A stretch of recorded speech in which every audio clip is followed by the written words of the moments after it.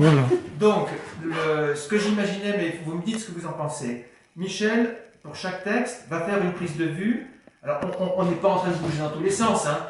La personne est debout, a priori, ou éventuellement sur un fauteuil, ou je ne sais pas quoi. Mais donc, elle est positionnée, et puis la caméra est plutôt fixe. On prend une scène. On arrête. Après, il y a une autre scène dans un autre lieu. Alors, il peut y avoir naturellement plusieurs scènes dans le même lieu après.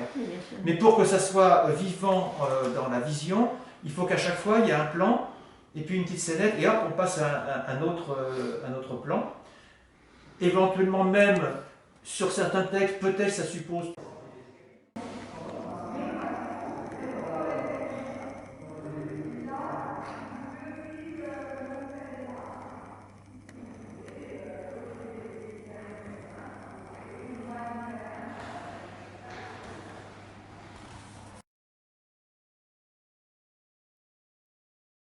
Des amis, une quatrième génération d'amis d'Hébert.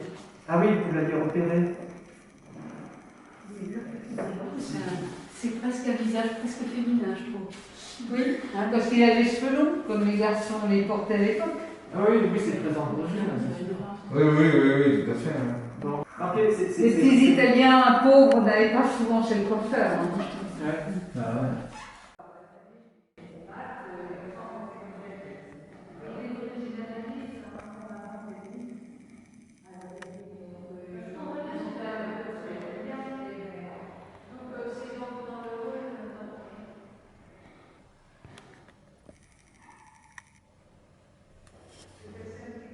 Là, si vous voulez. Et là, là, il faut. On a un peu déménagé les meubles, un peu les travaux, donc après, voilà, il faut. Ça peut être là, mais il y a le texte, donc il faudra pousser le fauteuil. Bon, il y a suffisamment de place. Vous serez tout seul, hein, de toute façon. Je pense pas que le musée sera ouvert d'ici là. Et du coup, on peut mettre un fauteuil ici, et puis vous pouvez faire la lecture devant la sculpture, au contraire. On aura du charme. Ici, vous avez le salon, c'est pareil, la caméra ne rentre pas. Le 15 mai 1796, le général Bonaparte fit son entrée dans Milan à la tête de cette jeune armée qui venait de franchir le pont de Lodi et d'apprendre au monde qu'après tant de siècles, César et Alexandre avaient un successeur. Lambert, il est dans un...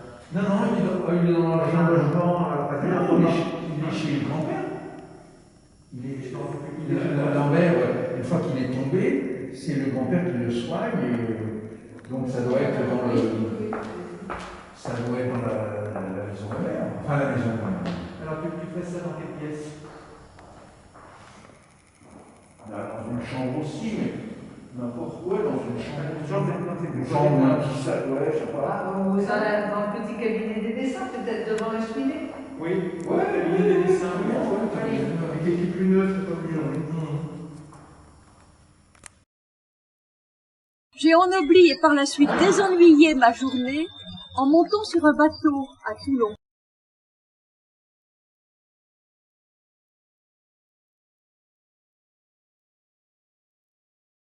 J'ai ennobli et par la suite désennuyé ma journée en montant sur un bateau à Toulon.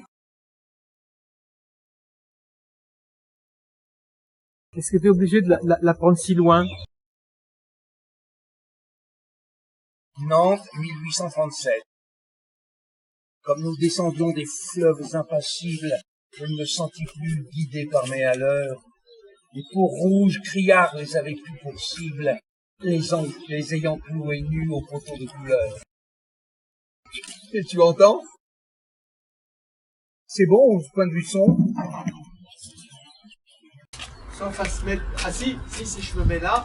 Ah oui, là, ça va faire un tel contraste, parce que la lumière... Ouais, mais alors là, je te vois plus, là, je te vois plus. Je vois plus. Eh ouais. Faut que je me mette là. Ouais.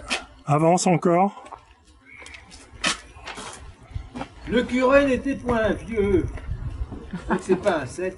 Le curé n'était point vieux. La servante était jolie. On jasait. Bravo! Mais un jeune homme. Hein? Ah, parfait.